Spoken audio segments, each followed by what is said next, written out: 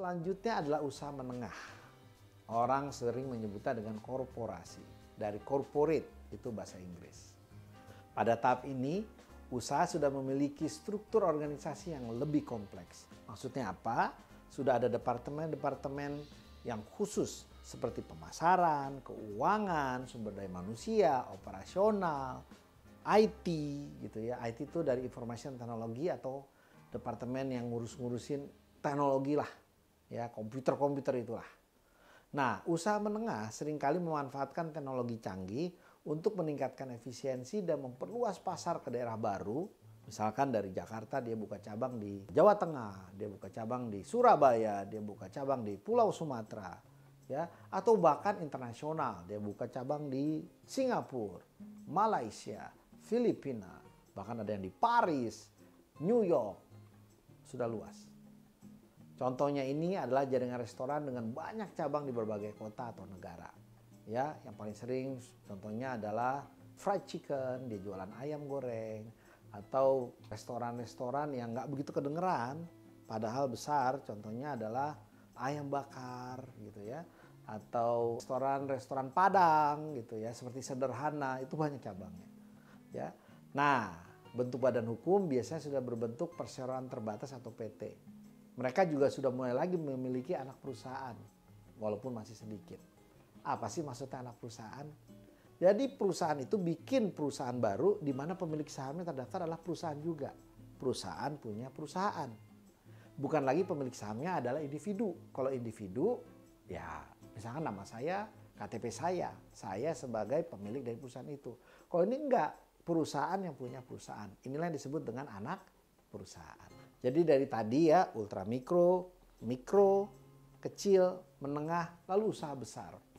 Orang sebutnya enterprise. Dengan pertumbuhan yang konsisten dan strategi ekspansi yang sukses, usaha menengah berkembang menjadi usaha besar. Enterprise itu di bawahnya punya corporate.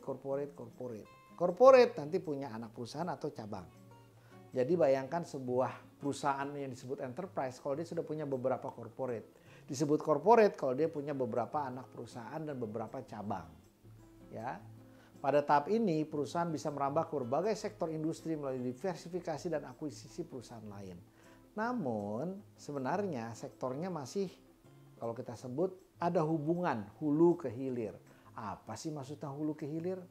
Contoh, dia yang produksi bahan bakunya, raw materialnya, misalnya minyak kelapa sawit atau bahan dari sawit. Lalu diproduksi minyak kelapa sawit dan produksi margarin, ya, mentega. Itu sama-sama dari kelapa sawit.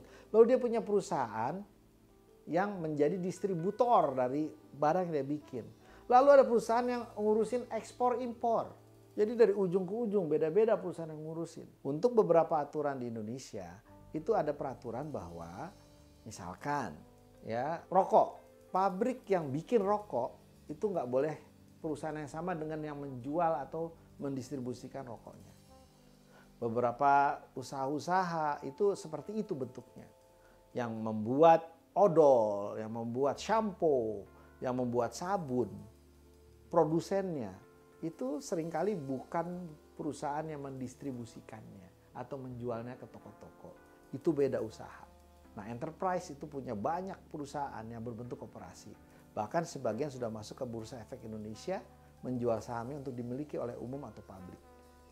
Kebanyakan usaha besar sudah terdaftar di bursa saham. Mereka memiliki akses ke sumber pembiayaan lebih maju seperti obligasi dan saham, serta ada investor-investor kelembagaan.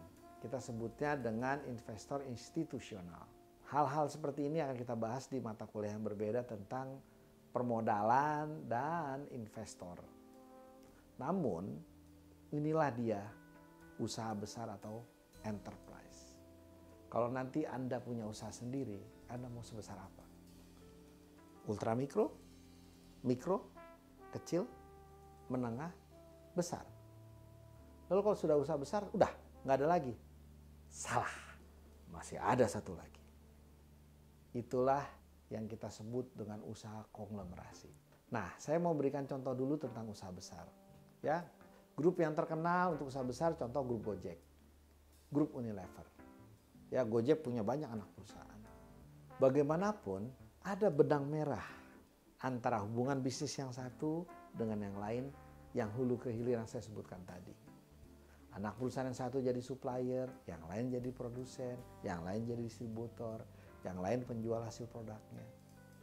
Mereka sering berbagi fasilitas perusahaan, istilahnya shared resources atau shared services. Ya, shared itu berbagi, resources sumber daya, service itu pelayanan. Contohnya kita ambil buah Vita, itu adalah sebuah jus. Dulu dimiliki oleh Ultra, lalu dibeli oleh Unilever. Di mana dia jualan jus dulu. Ketika jusnya nggak laku, itu nggak dibuang. Sebelum dia kadaluarsa, diambil lagi. Lalu akan dirubah menjadi bahan baku es krim yang Anda kenal dengan nama es krim Walls. Keduanya didistribusikan oleh jaringan penjualan yang sama dari induknya, yaitu Unilever. Inilah yang disebut berbagi sumber daya, berbagi fasilitas bersama. Tadi kita bicara mengenai usaha enterprise. Usaha besar. Di atasnya tadi apa? Saya sudah sebut ada usaha sangat besar disebut konglomerasi. Apa itu konglomerasi? Pemiliknya disebut konglomerat. Apa itu konglomerat? Konglomerasi memiliki beragam bisnis dengan anak usaha di tingkat enterprise. Jadi ini ada induknya, di bawahnya adalah enterprise yang antar usahanya tidak saling berhubungan. Contohnya tadi Astra Internasional. Dia punya bisnis di bidang otomotif, agribisnis, keuangan, alat berat, dan teknologi informasi. Ini kan hubungannya nggak begitu dekat. Ini kan industrinya sudah jauh berbeda. Ya, perusahaan besar juga memiliki tanggung jawab sosial yang lebih besar. Karenanya seringkali terlibat dalam program corporate social responsibility untuk skala nasional bahkan internasional yang tujuannya untuk memberikan kontribusi positif kepada masyarakat dan lingkungan. Kalau Anda ingat, Indonesia sedang membangun ibu kota baru dan itu berapa banyak konglomerasi yang diajak dan terlibat untuk membantu pembangunannya. Ya, inilah yang terbesar. Kita harapkan konglomerasi kita itu akan menjadi multinational company. Jadi di atasnya tadi masih level lokal, ada lagi yang multinasional. Ya, dia sudah beroperasi di banyak nasional atau di banyak negara. Unilever yang saya sebutkan tadi, lalu Toyota, Honda, ya, itu semua adalah perusahaan yang di hampir setiap negara mereka punya anak perusahaan. Jadi konglomerasi ya, dan itu sudah multinasional. Multinasional. Semoga dengan pemahaman ini Anda jadi ngerti ya, begitu banyak usaha-usaha tadi. Dan ini menjadi bahan kita untuk memahami ke depannya. Terima kasih.